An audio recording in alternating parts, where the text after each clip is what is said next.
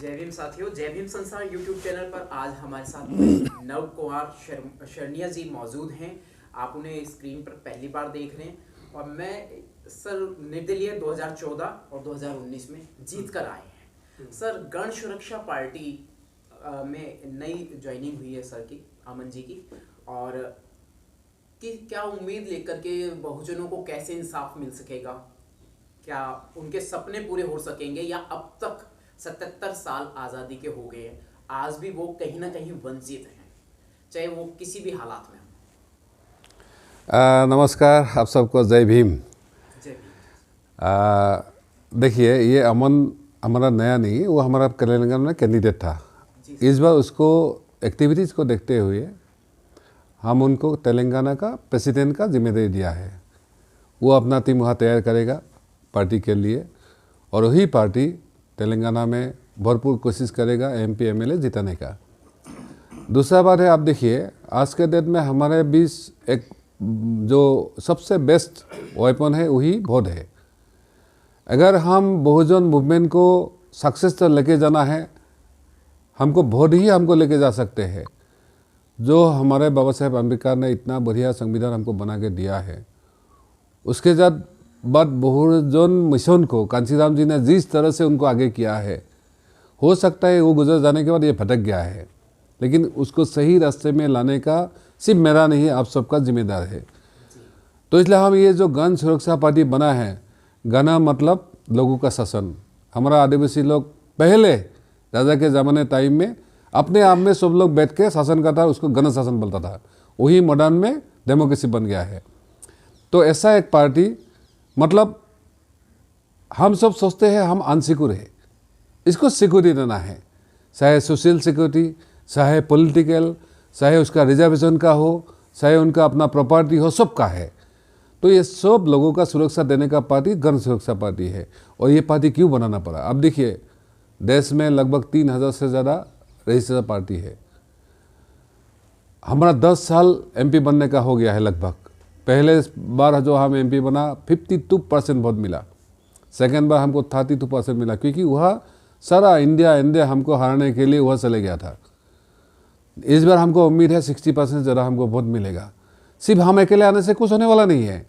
हमने 10 साल का लगभग 7.5 साल हमने इधर उधर घूम के देखा है। मैंने सब बहुजन समाज के, चाहे दलित हो, चाहे आदिवासी हो, चाहे, मैंने सबको जाके मिल के बोला था, जब हम सब मिल के क्यों ना एक पार्टी बना के हम एक साथ चलना शुरू करें, तो भी तो हमारा तकदीर बदलेगा। आपका तकदीर कोई भगवान लिखने वाला नहीं है, आपको खुद अपने को लिखना है। तो कोई सामने आने वाला नहीं है किसी कारण की वजह। तो हमने देखा है नहीं, ये गण सुरक्षा पार्टी को भी हमको आगे करना है। तो आज तेलंगाना से लेकर कश्मीर से महाराष्ट्र, मध्य प्रदेश, छत्तीसगढ़, असम, बंगाल, मणिपुर, अरुणाचल, मेघालय से लेके यूपी, बिहार तक, झारखंड, उड़ीसा तक ये पार्टी बन गया है। और इस बार हम लोकसभा चुनाव में कम से कम 100 ऐसा सीट हम देखा है जहां इंडिया भी भारी नहीं है, जहां एनडीए भी इतना मजबूत नहीं है, जहां हम लड़ के जीतने का चांस है। क्योंकि ज़्यादातर लोग हमारा एक्टिविस्ट है, ये एक सोशल एक्टिविस्ट है, पेशा के नाते, डॉक्टर होने के नाते भी वो सोशल ये है। और सोशल एक्टिविस्ट वाला ही समझते हैं लोगों का दुख दर्द क्या है। क्योंकि ये 76 ईयर में हमारा आदिवासी और एससी, लगभग आदिवासी का 47, एससी का 84 सीट रिजर्व सीट से एमपी चुन के आते हैं। लेकिन हमारा लोगों का बोलना कहना यही है, जो हमारा से वोट लेके जाते हैं दलित के नाम पे, आदिवासी, लेकिन पार्लियामेंट में जाके वो साला पार्टी का गुलाम बन जाते हैं। वो किसी का मोदी का सुनते हैं, वो किसी का सोनिया का सुनते हैं, हमको कहा ही सुनते हैं। तो इसलिए हम बोलते हैं, अगर नवसेना की साथ आएंगे, गण सुरक्षा पार्टी के आप लड़ेंगे, जीतेंगे, तो आप अपना बहुजन के लिए, अपने हक अधिकार के लिए वहाँ जाके बोल सकते हैं। वो कोई रुकने वाला नहीं है, हम रुकने वाला में नहीं है। आप बोल सकते हैं और इसलिए कर सकते हैं। और देश का दिशा दशा बदलना है तो आप एमपी बनना है, क्योंकि पार्लियामेंट से ही सब कुछ आइन कानून बनता है, असेंबली से बनता है। जब तक इसी बात को हम नहीं लेंगे, तब तक हम अपना तकदीर लिख नहीं पाएंगे। वो कोई पंडित वाला, कोई बनिया वाला लिखेंगे, वो हमारा क्यों लिखेंगे, उनका अपना तकदीर लिखेंगे। तो इसलिए हम बहुजन को लेके, और बहुजन को लेके बहुत सारे लोग काम कर रहे हैं, उन लोगों को लेके हम आगे बढ़ रहे हैं। और हमारा उम्मीद है आज नहीं तो कल बहुजन एक मंच में आएगा। मायावती दीदी को छोड़ के बहुजन का मतलब दलित का हम सारा नेता को हम मिल चुका हूँ। काशी राम जी का जो फॉलोअर लोग है उससे भी मिला हुआ, हम उनको भी रिक्वेस्ट किया था। आदिवासी का मतलब जितना ताकतवर नेता है सबको हम मिल चुका हूँ, हम उनको भी बुला है तो आप लोग साथ आइए।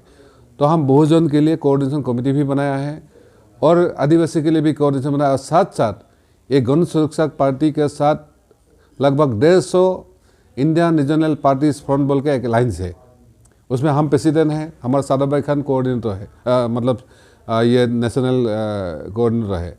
ऐसा करके हम सबको लेके आगे बढ़ रहे हैं। मुझे लगता है ये बहुजन जो मिशन है वो आज नहीं तो कल सक्सेस होने वाला है, उसको हम दिशा दशा देने का हम कोशिश कर रहे हैं। मान्यवर साहेब कांशी राम जी की विचारधारा पर आप काम कर रहे हैं, आप थोड़े पावर में भी हैं, क्या ईवीएम का कहीं खौफ आपको सता रहा है सर?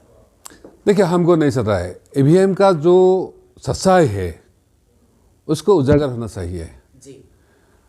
सबको लगता है ईवीएम से छेड़छाड़ होता है, बहुत सारा ऐसा डेमोन्स्ट्रेशन देखा भी है। I also totally convince EVM छेड़छाड़ होता है, लेकिन जब तक इलेक्शन कमीशन, जब तक सुप्रीम कोर्ट नहीं होगा, जब तक पार्लियामेंट में ये बिल नहीं आएगा तो अभी तक होने वाला नहीं है। और जो लोग इसको देखते मुनाफा लूटते हैं वो तो सोचिए मुनाफा लूटने की कोशिश करेंगे। तो इसलिए इसी को लेके हम इंडियन रीजनल पार्टीज फ्रंट के अंदर से लगभग 2016-17 में हमने ये फ्रंट ने सारा देश का डीएम को लिख के बोला था जो ईवीएम हटाना है, बैलेट पेपर से चुनाव लड़ना है। मैंने भी अपना क्षेत्र के बहुत सारे डीएम को भेज दिया था। मतलब ये आज का नहीं है, उसी टाइम से अगर एडवांस कंट्री वाला ईवीएम छोड़ दिया है तो हमको दिक्कत क्या है छोड़ने का। तो इसलिए मुझे लगता है आने वाले दिन में मैं ये इंडिया गठबंधन को बोलता हूँ, उन्होंने अगर संसद का जो सिक्योरिटी को मसला को लेके भी गया है कोई दिक्कत नहीं, लेकिन अगर ईवीएम को लेकर थोड़ा बड़ा मूवमेंट कार्य करता तो हो सकता है ईवीएम बदल भी जाता। तो मुझे लगता है इसके लिए हमको बहुत कुछ करना है और आने वाले दिन में हम बहुजन का लोगों को भी हमारा अपील है, ये आप ईवीएम में थोड़ा आप नज़र रखिएगा ताकि ईवीएम से आप धोखा ना हो। तो हम उम्मीद कर सकते हैं आने वाले समय में गण सुरक्षा पार्टी से हमारे जो नव कुमार शरणिया जी आपके सामने स्क्रीन पर, इनके माध्यम से कुछ ना कुछ इंसाफ जरूर उनको आने वाले समय में मिलने की पूरी उम्मीद। हाँ, कल ही हमने एक मतलब हेल्पलाइन शुरू किया है जी। मेरा 94357260 वो नंबर भी डाला है जी सर। इसी हेल्पलाइन में किसी बहुजन के ऊपर कहीं पे कोई जुल्म हुआ, चाहे पुलिस से, चाहे पॉलिटिशियन से, चाहे कोई ब्रोकर से, चाहे कोई समाज का लोगों से, तो आप लोग हमको फ़ोन कर सकते हैं, वो हमें डाल सकते हैं तुरंत ही उसको, चाहे लीगल सलाह देना है, चाहे दूसरा मदद करना है, हम जरूर मदद करने की कोशिश करेंगे। हम सामाजिक तौर पे भी कोशिश पे है, पॉलिटिकल तौर पे कोशिश पे है। जब तक हम अकेले लड़ते रहेंगे तो कुछ होने वाला नहीं है। तो मेरे आपके जरिए फिर भी अपील है, जितना सारा ऐसा पॉलिटिशियन है आप लोग इकट्ठा हुई, इकट्ठा लगिए। मैं परसों भी मैं एक लेटर भेजा है, कश्मीर में पहाड़ी जाति नाम बोल के बहुत सारा कम्युनिटी को एसटी में डाल रहे हैं। मतलब आपको रिजर्वेशन में पार्लियामेंट में बिल आ गया है, वो अभी पेंडिंग है। तो वहाँ अपर कास्ट का लोगों को भी लाया है, पंडित वालों को। पहाड़ी कोई कम्युनिटी नहीं होता है, एक एरिया का ये होता है।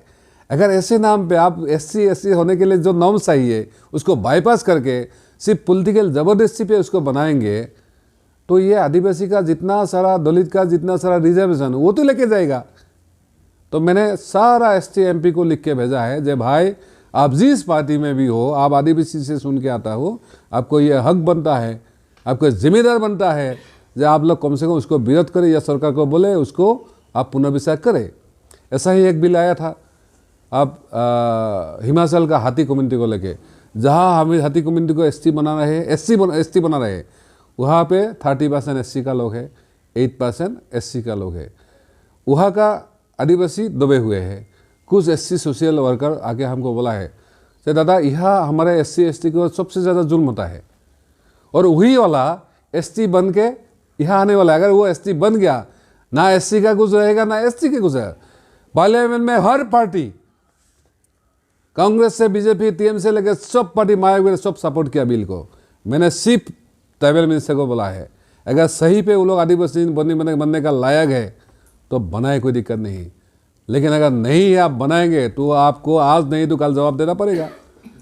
हाँ, तो मेरा यही मानना है, हमारा अगर लोग जो इस सुन के आते हैं वो अगर हमारे लोगों के लिए खड़ा नहीं होंगे तो क्या करने वाला है। तो इसलिए मेरे लोगों से यही अपील है, अगर आपका लोग खड़ा नहीं आप आइए ना, आप आके पार्लियामेंट बनिए। हमारा एक बहन है तोको शीतल बोल के, वो अरुणाचल का है, किरण रिजिजू का उधर से आता है। उन्होंने वहाँ अरुणाचल में आज का डेट में उधर का लोग बोलते हैं हमारे उधर में 90% करप्शन है, 10% काम होता है। उन्होंने करप्शन के अगेंस्ट में वहाँ से 2600 किलोमीटर पैदल चल के आया जनता मंतर तक, धरने किया। हमारा संविधान दिवस के दिन पिछले 26 नवंबर में हम उनसे मिला था, अभी 26 नवंबर चले गया। शीतल जी को मैंने सोशल मीडिया पे रिकॉर्ड, हाँ, उनको हम बोला था तुम यहाँ जितना चिल्लाओ तुम्हारा कोई सुनने वाला नहीं है। तुम जिस दिन पार्लियामेंट में साला शेर जैसा गुंजेगा ना तो भी तुमको सुनेगा। तो वो बोला है दादा क्या करना है। मैंने बोला तुम जीएसपी नहीं तो दूसरा पार्टी से एमपी बन के आओ और जाओ साला पार्लियामेंट कुछ सलाह हिला दो। तो अच्छा बात क्या है, वो अभी जीएसपी पार्टी का उधर का प्रेसिडेंट भी बना था, कैंडिडेट भी बनेगा, और मुझे लगता है ये नेक्स्ट पार्लियामेंट में वो एमपी बन के आएगा जीएसपी पार्टी से। तो ऐसा जो शेर है, लायन है, ऐसा जो लोग है उसको भी हम कोशिश कर रहे हैं साला पार्लियामेंट आए। उसका जो सिंडिकेट है पार्लियामेंट का, मतलब पॉलिटिकल सिंडिकेट, उसको खत्म करना है, चाहे कांग्रेस का हो चाहे भाजपा का।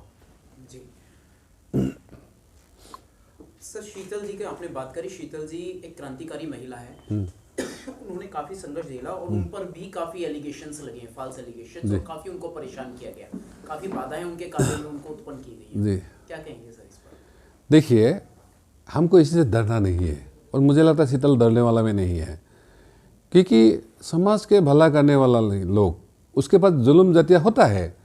अब पकड़े अम्बेडकर जी का, उनको भी ऐसा कोशिश किया था, फिर भी उन्होंने भटक नहीं गया, उनका अपना काम पूरा करके गया।